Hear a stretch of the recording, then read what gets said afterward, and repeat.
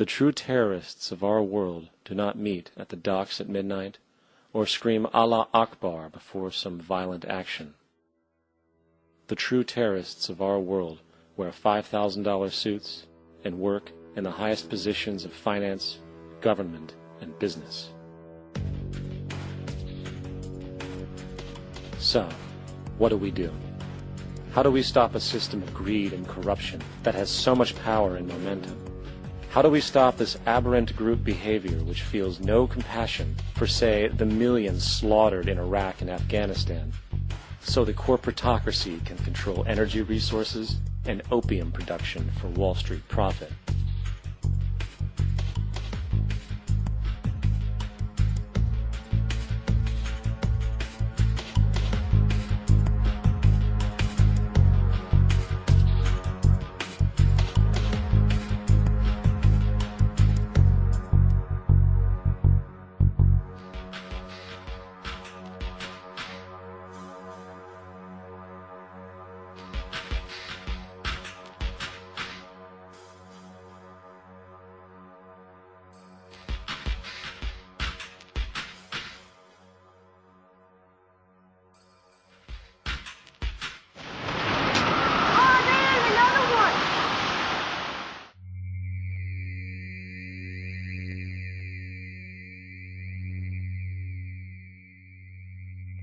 How do we stop a system of greed and corruption that condemns poor populations to sweatshop slavery for the benefit of Madison Avenue?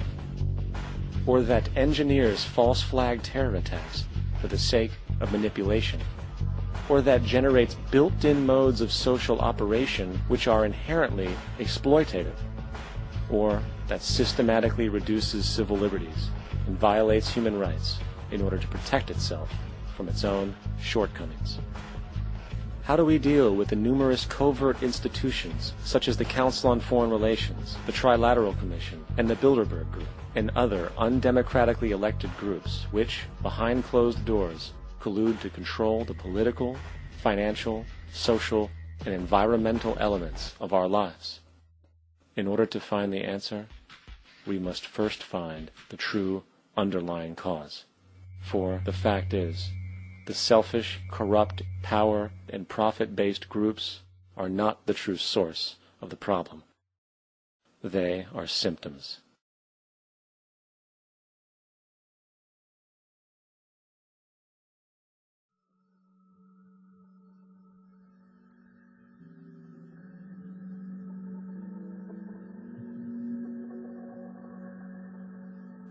My name is Jock Fresco. I'm an industrial designer and a social engineer. I'm very much interested in society and developing a system that might be sustainable for all people.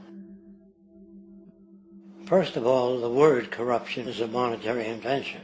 That aberrant behavior that's disruptive to the well-being of people, while you're dealing with human behavior. And human behavior appears to be environmentally determined, meaning if you were raised by the Seminole Indians as a baby, never saw anything else, you'd hold that value system. And this goes for nations, it goes for individuals, for families. They try to indoctrinate their children to their particular faith and their country and make them feel like they're part of that. And they build a society which they call established. They establish a workable point of view and tend to perpetuate that, whereas all societies are really emergent, not established. And so they fight new ideas that would interfere with the establishment. Governments try to perpetuate that which keeps them in power. People are not elected to political office to change things. They're put there to keep things the way they are.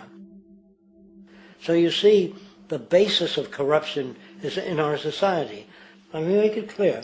All nations, then, are basically corrupt because they tend to uphold existing institutions. I don't mean to uphold or downgrade all nations, but communism, socialism, fascism, the free enterprise system, and all other subcultures are the same. They are all basically corrupt.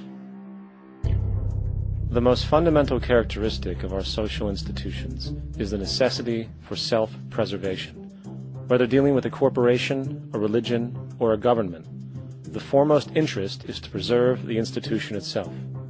For instance, the last thing an oil company would ever want is the utilization of energy that was outside of its control, for it makes that company less relevant to society. Likewise, the Cold War and the collapse of the Soviet Union was, in reality, a way to preserve and perpetuate the established economic and global hegemony of the United States.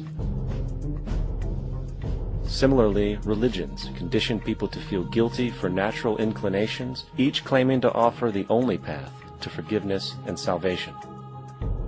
At the heart of this institutional self-preservation lies the monetary system, for it is money that provides the means for power and survival.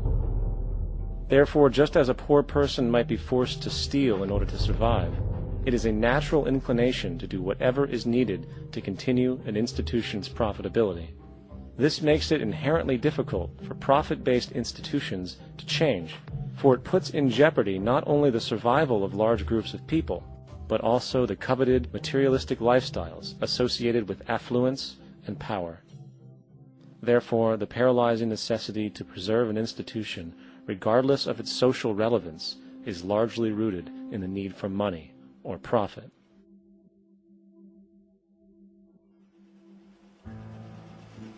What's in it for me is why people think.